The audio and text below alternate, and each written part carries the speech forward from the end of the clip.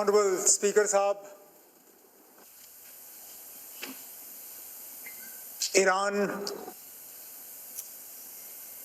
के ऊपर जिस तरह एक नाजायज और गैर कानूनी जंग ठोसा गया, मुझे नहीं लगता है कोई खड़ा होकर उसके हक में बोल सकेगा। उसके साथ साथ मैं आपकी बात कर ही नहीं रहा हूं ना, उसके साथ साथ जिस तरह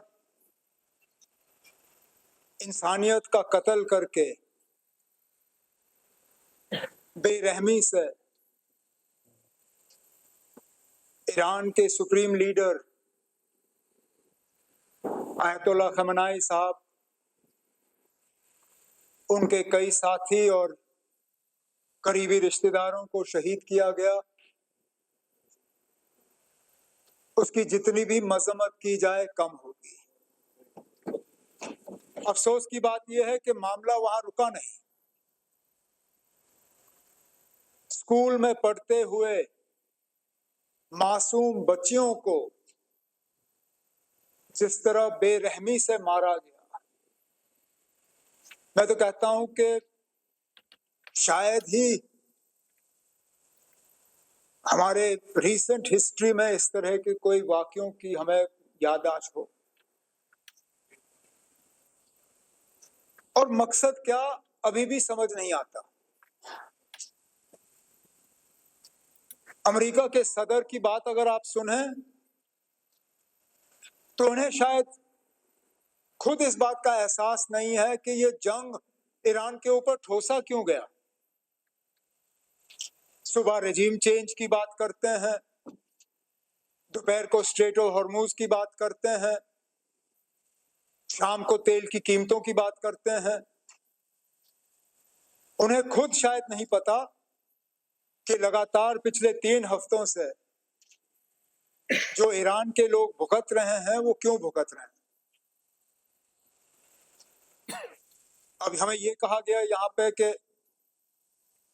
हमें कोई ऐसी बात नहीं करनी चाहिए जो डायरेक्टली हमें टच ना करे,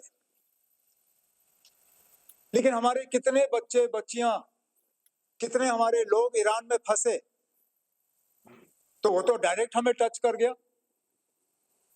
आज हमारे पेट्रोल पंपों के बाहर लाइनें लगी हुई हैं, वो भी हमें डायरेक्ट टच कर गया।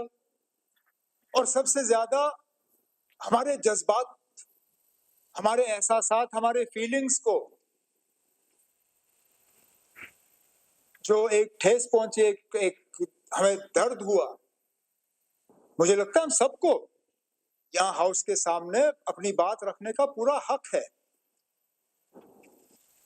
अब ये सही है कि यहां बैठ के हम जंग रोक नहीं सकते, लेकिन मरकज में हमारी हुकूमत बार बार इस बात का जो है वो दावा करती है कि दूसरे मुल्कों के साथ उनके इतने अच्छे ताल्लुकात हैं, और मैं जानता हूं इस चीज को, है अच्छे ताल्लुकात। अमेरिका के साथ उनके ताल्लुकात अच्छे हैं, इजराइल के साथ ताल्लुकात अच्छे हैं, ईरान के ताल्लुकात तो मैंने खुद देखे जब मैं वाजपेयी साहब के साथ मिनिस्टर ऑफ स्टेट था एक्सटर्नल अफेयर्स का। बाकी ईरान के जो हमसाय मुल्क हैं उनके साथ ताल्लुकात। तो मुझे नहीं लगता है कि अगर यहाँ इस हाउस के तरफ से हम वजीर आजम हिंद नरेंद्र मोदी साहब से गुजारिश करें कि वो अपने दफ्तर का इस्तेमाल करके, अपने जो उनके पर्सनल रिलेशंस हैं इन सब लोगों के साथ, उनका इस्तेमाल करके इस जंग को जल्द से जल्द खत्म करें, ताकि वहां के लोगों की जो सफरिंग है वो खत्म हो जाए और ईरान को दोबारा एक मौका मिले कि वो पीसफुली जो है इस दुनिया में बाकी मुल्कों के साथ कोएग्जिस्ट करे। तो मुझे नहीं लगता है किसी को इस चीज का कोई इसमें कोई एतराज होना चाहिए। तो एक तो मैं अपने तरफ से और यहाँ अपने साथियों के तरफ से ईरान के ऊपर जो ये नाजायज और गैर कानूनी जंग ठोसा गया उसकी मजम्मत करता हूं।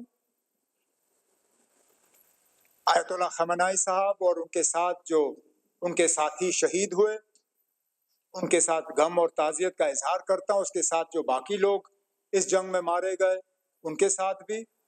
और अपने मुल्क के वजीर आजम साहब से मोतबाना गुजारिश करता हूं कि अपने ताल्लुकात और रिश्तों का इस्तेमाल करके जल्द से जल्द इस जंग को जितनी जल्दी वो खत्म करवा सकें उतना हम सबको फायदा होगा, इंसानियत को फायदा होगा। मैं इसमें मजहब की बात नहीं करूंगा, इंसानियत की बात करूंगा। वहां किसी मजहब का कत्ल नहीं हुआ है, इंसानियत का कत्ल किया जा रहा है। इंसानियत को बचाने के लिए अगर हमारा मुल्क जो है एक रोल अदा कर सके और इस जंग को बंद कर सके, मुझे लगता है तमाम इस जम्मू कश्मीर की असेंबली जो है उनको इस चीज से कोई एतराज नहीं होगा। शुक्रिया।